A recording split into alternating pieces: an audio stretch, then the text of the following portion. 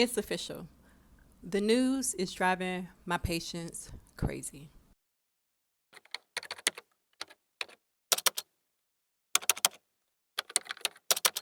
Hey friends, what's up? It is Dr. Burgandi Collins, chiropractor in real life, and I'm not being dramatic. In my intro, the news is in fact driving my patients crazy, and unfortunately, that craziness is coming into the office, is permeating, is completely throwing the vibe off, and it's negatively affecting me. So now that it's become a problem for me, because my lovely patients are so stressed out by what they see on the news. They're just coming in here, just letting it all out. It's completely throwing the vibe off in here. And I don't like the vibes being off. So I had to take a break during lunch to make this very important video. And please watch this video all the way to the end, because I promise you the information that I'm sharing will be very beneficial to you and those in your life. If you are consumed by all of the things that you see on the news, also social media, because oftentimes we say we watch the news, we're only watching what we see on social media, which is fine, but let's be real. When people say they watch the news, they're really just watching social media, okay? And that is now news. It is what it is.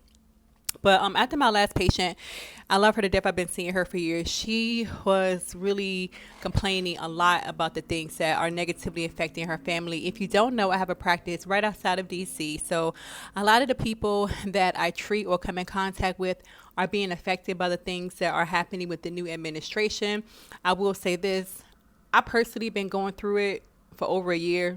Nobody's really cared, but it is what it is. I'm a big girl. It's got to handle my own business. But I do understand a lot of people are being particularly affected by what's been happening in the last few months. I do have some empathy. But again, I personally have been going through a bunch of stuff for quite some time. But this is how I've learned to sort of handle my issues. Number one is I decided to detox from the news. So this video is going to be about how you should and why and how you can detox from the news, because again, the news is driving many of us crazy. Many of us can't talk about anything other than what is happening in the news. So let me get right to it.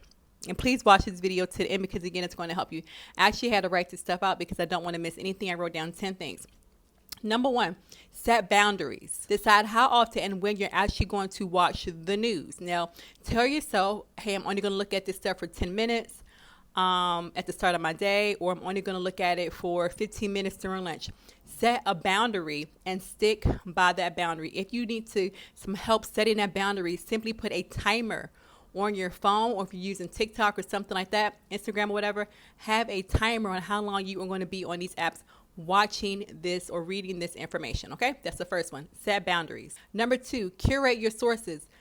Minimize the sources that you look at or rely on to just one or two sources. Okay, a lot of us, we have our top news sites that we like to look at, but oftentimes we'll be sucked into more sensational news, maybe on that same topic or subject matter, and then we'll just be allowing ourselves just be inundated with all this new stuff in different perspectives, and a lot of it is sensationalized. They want to get the clicks, they want to get the views, so they can make money off of it, so they can make the story more dramatic. They can leave things out just to get a better story, make it more soap opera-ish, but don't fall for it. Just pick one or two sources that you trust and only look at those 1-2 sources. That's number two. Curate your sources. Number three, turn off breaking news notifications. I know some of us like to be in the know. We like to know exactly what's going on, exactly when it happens, because we don't want to miss out on events.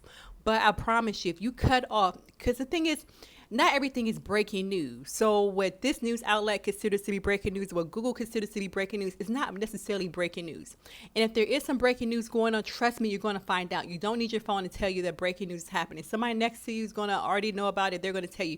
Trust me, you're not going to miss out. And having that ping, ping, ping notification all day for breaking news, what this person considers breaking, it's just going to ramp up your anxiety. It's going to crank it up. So number three, turn off that breaking news notification. Number four, schedule positive input.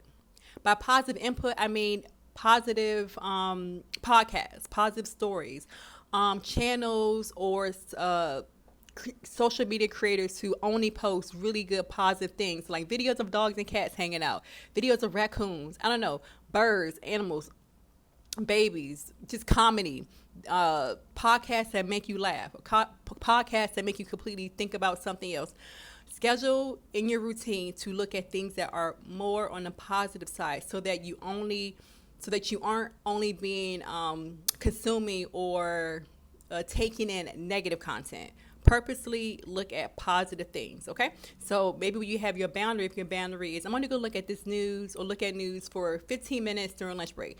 After 15 minutes, I'm going to cut on my favorite podcast, and that's what I'm going to look at. All right, so number 4, consume positive input. Schedule positive input. That's number 4. Number 5, use a news-free morning or news-free evening routine. So personally, for me, I don't look at any news or anything related to news. I have some amazing YouTubers I like to watch, and I really get into their content, but I do not look at certain things first thing in the morning and even on my way to work. You know why? Because it's going to completely throw my vibe off, and I'm all about the vibe. So I do not look at certain creators or certain news sources first thing in the morning, because I just cannot have that lead my day or start my day off, because it's negative. Even if I see things that I agree with, they still get me emotionally involved, right? They get my emotions, they get my stress up, because I want to quote unquote fight, for this point or this issue. And I don't need that first thing in the morning.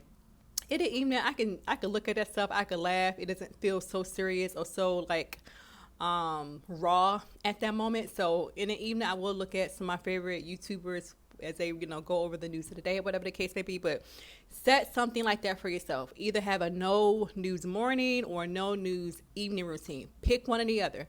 Pick a specific time of the day where you're just not going to consume that stuff. I promise you, it's very, very helpful. Number 7, fill in the gap. Now, if you're doing a complete news detox or the type of detox I'm recommending to you, fill in the gaps with positive behavior. So things like journaling, walking, meditating, catching up with friends, or dare I say stretches, or even meditating, do some stretching. Do some things like this to fill in the gap with some more positive habits, okay? So that's number 6. Number 7, mute or unfollow IRL. So mute or unfollow people in real life. So if there are people or friends who are always talking about news, they're so negative, they're just so consumed in whatever, and they're not bad people, but they could be just so consumed by their situation that all they can do is just complain and vent and have that verbal diarrhea. That energy leaves them and it transfers to you, and then you start thinking and having these conversations, and you start to feel lower vibrationally, you start to feel more negative. You can love them from a distance, okay? So in real life, I'm not saying have a whole conversation with this person and say, you're negative, I don't want to talk to you ever again, or just start ignoring people or being childish and just ghosting people. I'm not saying you should ghost people, but have a healthy boundary with these folks. Have a healthy way to sort of cut off the conversation when they start to go down these routes. You don't have to be a a-hole. You can be nice about it.